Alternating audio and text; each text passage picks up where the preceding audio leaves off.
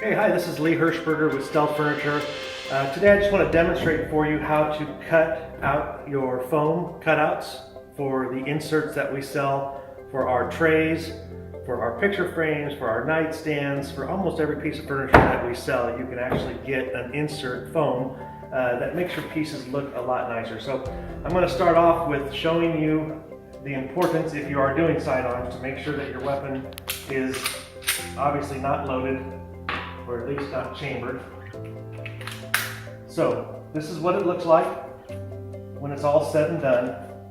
Your gun can go in there, and actually you can cut a hole in the back and insert a magnet deep inside if you really want to make sure, for instance, if you are mounting this within a picture frame, you don't want it to go anywhere. So the deeper you sink that, if you have a magnet in there, it'll just ensure that it's not going to go anywhere.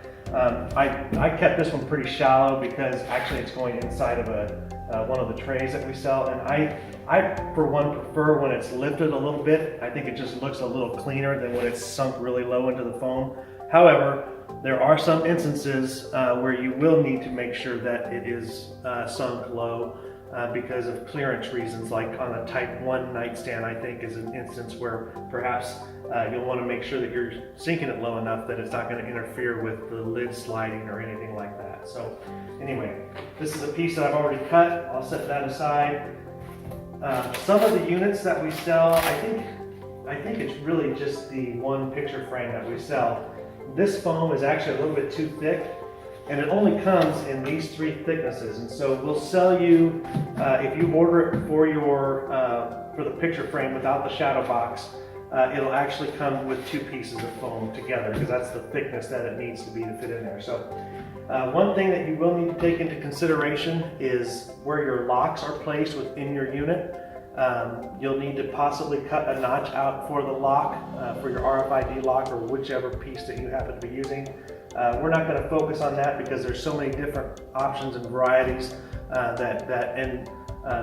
the locks are mounted in different places on different pieces sometimes. So rather than focusing on that, I'll just teach you how to do the foam cutout, and you can then determine how best to fit your lock or your latch, whatever the case may be. So it's real simple. You just take your sidearm or whatever it is you're going to be cutting foam out, whether it be tools or a bottle of whiskey or whatever it is, and you would just simply arrange your pieces. I like to arrange my pieces first on the foam to get an idea of where I want them to go. Now the problem is that you don't really want to trace all of the pieces at the same time and then take them off, because as you're cutting in other places, you'll find that you're rubbing the ink and it's not going to want to stay in place. So I recommend that you kind of get an idea of where you want it, and then just trace the one piece and remove it. You can then remove the other pieces and bring them back as you go. I usually just do one piece at a time, so I'm not smearing and getting ink all over. So I've got my sidearm. I'm just going to put it in the center for ease of use. So my sidearm is laid against here. Get the safety on, and I'm going to take my pen. I usually use a fine tip permanent marker, and you just trace the outside all the way around.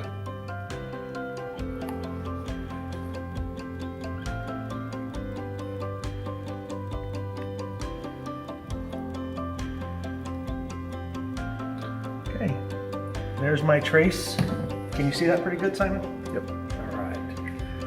Now I just take an X-Acto knife or a razor blade of some sort, and again, sometimes I'll show you. You're going to have to probably go more than one time around, but I just go on the inside mark, and I sink my blade. Usually, in most instances, I want it as deep as I can go, so I sink it as deep as it would go, and then I just follow the inside of my mark.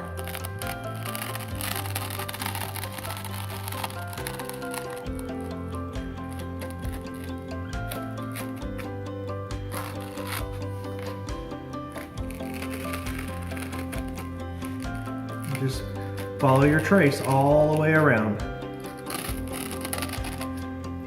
And you'll find that this is fairly forgiving. And of course, if you do make a mistake, we've got more foam.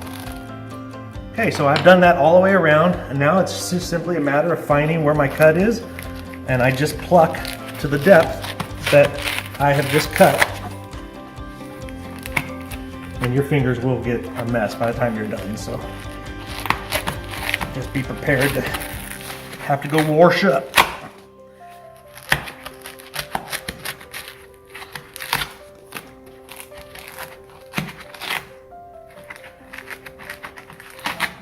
Okay, so that's about as deep as I cut, and I can set my gun in that. And that's actually about perfect. But if I needed to go any deeper, it would just simply be a matter of taking my razor blade and just tracing again the inside as deep as I want to go, and I can pluck. You know, obviously I'd need to keep going all the way around if I want to keep going deeper, but you get the idea. That's it. So actually on this particular piece, I've gone all the way through, which is also what I would probably recommend if you're doing the picture frame. You'll just want to go all the way through this first piece and then just set that inside and set this on top, okay? But anyway, this is Lee Hershberger with Stealth Furniture. Now you know how to cut foam.